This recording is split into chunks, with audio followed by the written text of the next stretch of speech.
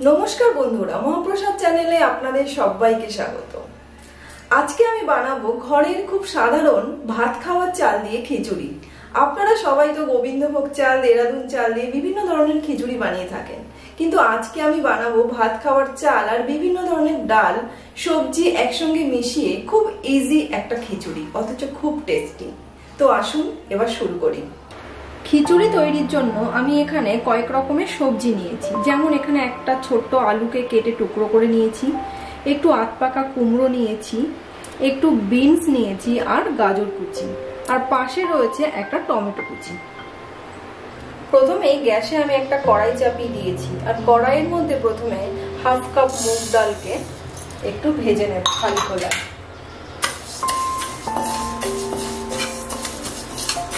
মুগ ডালটাকে একটু হালকা লালচে করে ভাজতে হবে। ঠিক দেখুন, এইরকম একটু হালকা লালচে করেই ভাজবো, বেশি ভাজবো না। গ্যাসটাকে অফ করে দিলাম। এবার একটা পাত্রের মধ্যে সাইডে আমি ডালটাকে ঢেলে নিচ্ছি। এই ভাজা মুগ ডালের মধ্যে এবার ঘরে খাওয়ার যে নরমাল চাল, সেই 1 কাপ চাল আমি এর মধ্যে দিয়ে দিচ্ছি। আর এই দেখুন, বাটিতে আমি এখানে 2 চামচ মটর ডালকে 1 ঘন্টার জন্য জলে ভিজিয়ে রেখেছিলাম।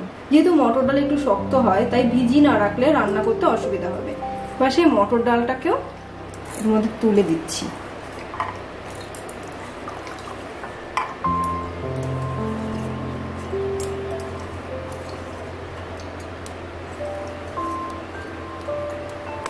এবার এই চাল আর ডালগুলোকে খুব ভালো করে আমি জল পাল্টে পাল্টে 2-3 বার ধুয়ে নেব। এবার গ্যাসে কড়াইটা গরম হলে তার মধ্যে একটু সর্ষের তেল দেব। চাল ডাল অনুযায়ী যতটা সর্ষের তেল লাগবে সেই আন্দাজ মতো দিতে হবে। আমি যেহেতু অল্প করে করছি তাই এইটুকুই দিলাম। আপনাদের পরিমাণটা যদি বেশি হয় তাহলে একটু বেশি করে দেবেন। এইভাবে চালের সঙ্গে যদি 2-3 রকমের ডাল মিশিয়ে খিচুড়ি করা হয়, তাহলে খিচুড়ির টেস্ট কিন্তু অসাধারণ হয়। সর্ষের তেলটাকে খুব ভালো করে গরম করে নিতে হবে।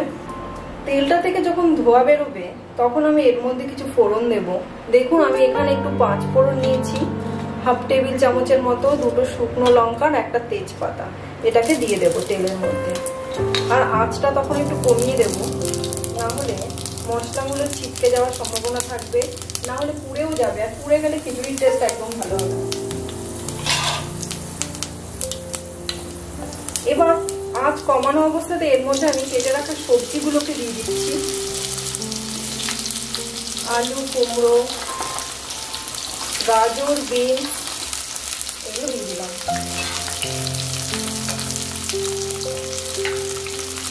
এবার আমি এর মধ্যে 1 টিস্পুন মতো নুন দিচ্ছি,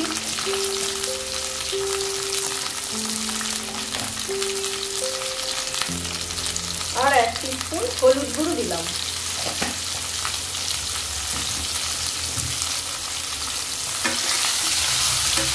এবার সবজিগুলোকে খুব ভালো করে ভেজে নেব।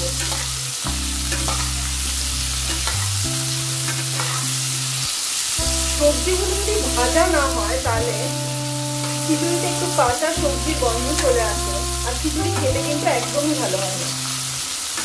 তাই সবজিগুলোকে মোটামুটি ভেজে নিতে হবে, খুব বেশি ভাজার দরকার নেই, মোটামুটি ভাজলেই হবে।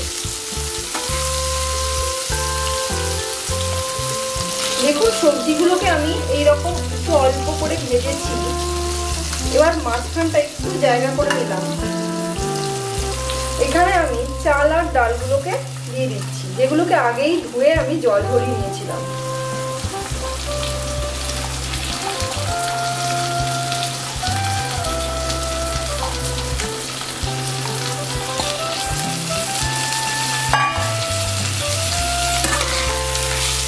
এবার সবজি আর মশলার সঙ্গে চাল আর ডালটাকে খুব ভালো করে কষিয়ে নিতে হবে। এটা কিন্তু খিচুড়ি রান্নার খুব ইম্পর্টেন্ট একটা টিপস, যে চাল আর ডাল যদি ভালো করে কষানো না হয়, তাহলে খিচুড়ির স্বাদ কিন্তু একদমই ভালো হবে না। খিচুড়ি হোক বা পোলাও হোক, এবার তেলের মধ্যে চালটাকে কষিয়ে নেওয়াটা খুব প্রয়োজন। আমি এখানে খিচুড়িতে মটর ডাল আর মুগ ডাল দিয়েছি। আপনারা চাইলে মটর ডালের পরিবর্তে অন্য যে কোনো ধরনের ডাল দিতে পারেন, ছোলার ডাল বা অন্য কোনো ডালও দিতে পারেন আপনাদের পছন্দ মতো। 2 রকম না হলে 3 রকমের ডালও দিতে পারেন, তবে অল্প অল্প করে দেবেন যেন চালের থেকে ডালের পরিমাণটা বেশি না হয়ে যায়।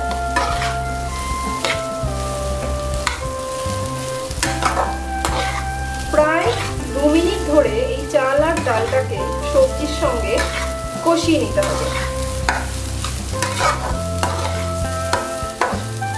বর্ষাকালে খিচুড়ি খেতে সবারই খুব ভালো লাগে, তাই এরকম ভাবে একটু অন্য স্বাদের খিচুড়ি বানিয়ে বাড়িতে খেয়ে দেখবেন আর আমাকে কমেন্ট করে অবশ্যই জানাবেন আপনাদের কেমন লাগলো। ভালো লাগলে চ্যানেলটিকে সাবস্ক্রাইব করতে একদম ভুলবেন না, আর বন্ধু বান্ধবদের মধ্যে শেয়ার করে দেবেন। দেখুন প্রায় 2 মিনিট চাল আর ডালটা ভাজা হয়ে গেছে। এবার আমি এর মধ্যে 1 টেবিল চামচ মতো গ্রেট করা আদা দিয়ে দিচ্ছি। খিচুড়িতে একটু বেশি আদা দিলে খেতে খুব ভালো লাগে। আর এর মধ্যে একটু টমেটো কুচি দিচ্ছি। টমেটোটা আমি আগে দিলাম না, কারণ টমেটোটা যদি আগে সবজির সঙ্গে দিতাম তাহলে টমেটো থেকে যে জল বেরিয়ে যেত, তাতে চাল আর ডালটাকে ভালো করে একটু কষানো যেত।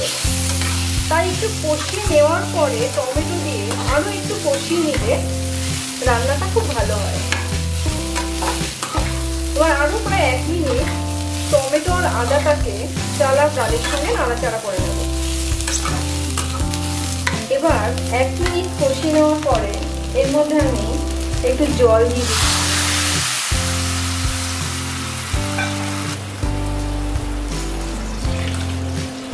পরিমাণ মতো জল দিচ্ছি, যদি লাগে তাহলে পরে আবার অ্যাড করব জল।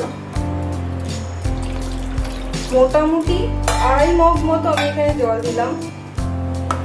আমার চাল আর ডাল মিলিয়ে খিচুড়িটা হয়েছে 2 কাপ, মানে 1 কাপ চাল আর 1/2 কাপ মুগ ডাল আর একটু মটর ডাল মিলিয়ে টোটাল 2 কাপ হয়েছে। আর কিছু সবজি দিয়েছি।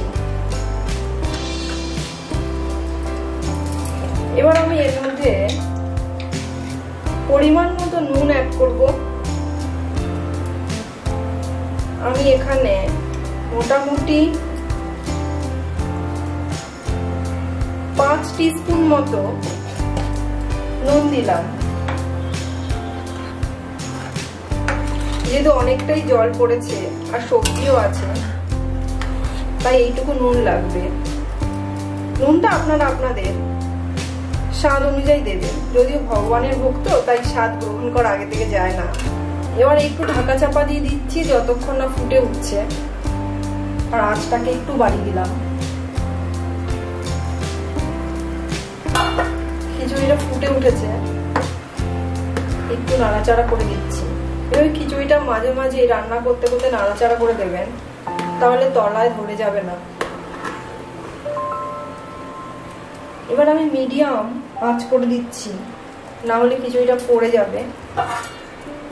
আর একটু ঢাকা দিয়ে দিচ্ছি। দেখো পুরোপুরি ঢাকা দিচ্ছি না, একটুখানি সাইডে আলগা রাখবো, না হলে খিচুড়িটা উঠলে পড়ে যাবে।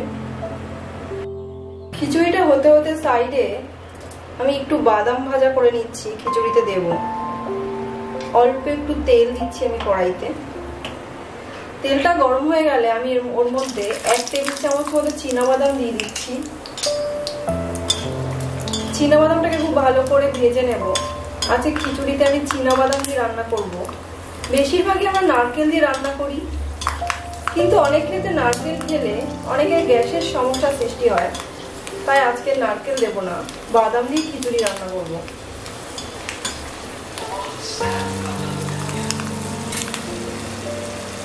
বাদামগুলো ভাজা হয়ে গেছে, এবার আমি তুলে নিচ্ছি।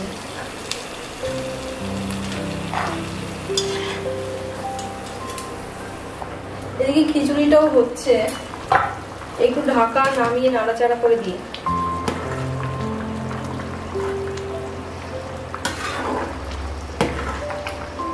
গোবিন্দভোগ চালের খিচুড়ি সবসময় খেতে খুব ভালো হয়, কিন্তু এইভাবে ঘরে ভাত রান্না করার যে চাল সেটা দিয়ে 2-3 রকমের ডাল মিশিয়ে সবজি দিয়ে এইরকম ভাবে যদি খিচুড়ি রান্না করা হয় তার স্বাদও কিন্তু কোনো অংশে কম হয় না।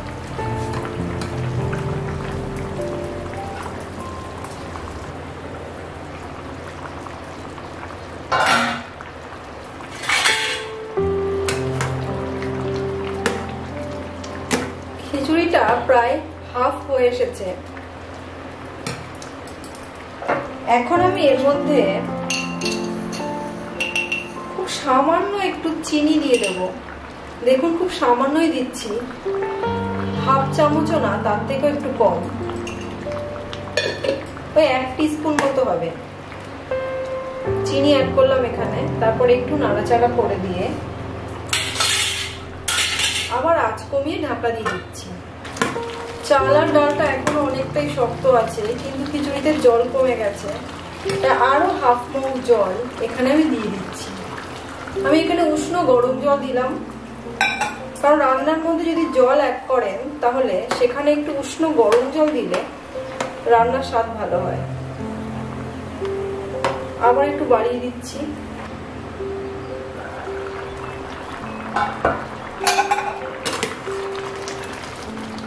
খিচুড়িটা প্রায় হয়ে এসেছে।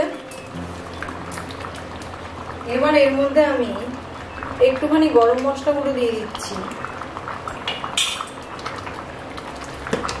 হাফ টেবিল চামচের থেকে একটু কম দিলাম গরম মশলা গুঁড়ো। আর ভেজে রাখা যে চীনাবাদাম গুলো সেটা দিচ্ছি।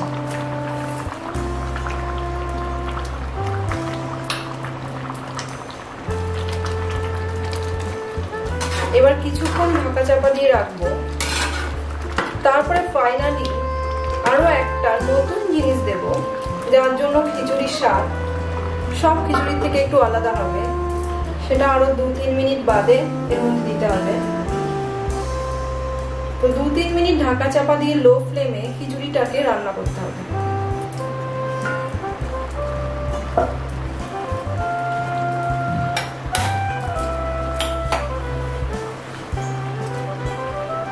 পাশের ওভেনে আমি হাতাতে একটুখানি ঘি নিয়েছি, 2-3 চামচ মতো ঘি হবে। সেই ঘিটাকে খুব ভালো করে গরম করে নিচ্ছি। ঘিটা প্রায় গরম হয়ে এসছে, দেখুন ঘিটা আবার গরম হয়ে গেছে। এই গরম ঘিয়ের মধ্যে আমি একটুখানি গোটা জিরে দিয়ে দিলাম। কিছুক্ষণ রাখছি, তারপর অফ করে দিচ্ছি। এই ফোড়নটাকে এবার এই খিচুড়ির উপরে দিয়ে দিচ্ছি।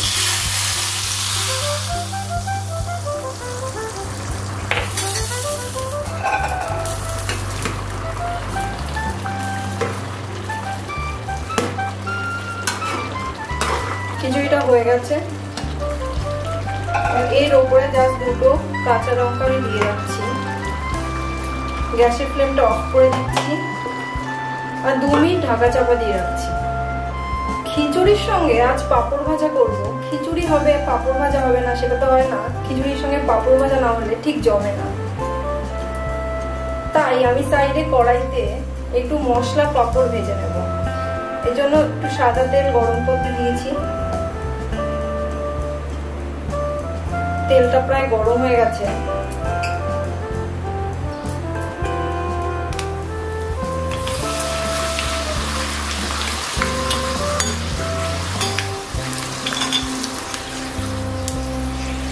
এবার এর মধ্যে পাঁপড়টাকে ভেজে নিচ্ছি।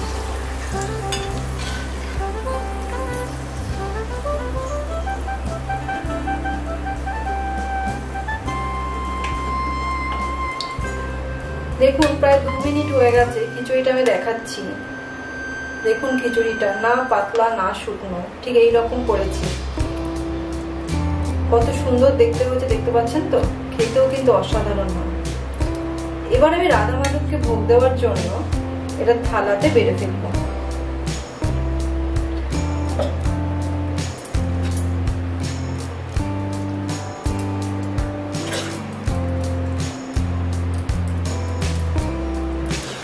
রাধা মাধবের ভোগের জন্য আমি ভোগের থালাটা রেডি করছি। আপনারা কেউ যদি একটু পাতলা খিচুড়ি খান তাহলে সেক্ষেত্রে একটু পাতলা রাখতে পারেন। আমি মোটামুটি করেছি, যেহেতু অনেক সবজি আছে তাই এইরকমই খেতে বেশি ভালো লাগে।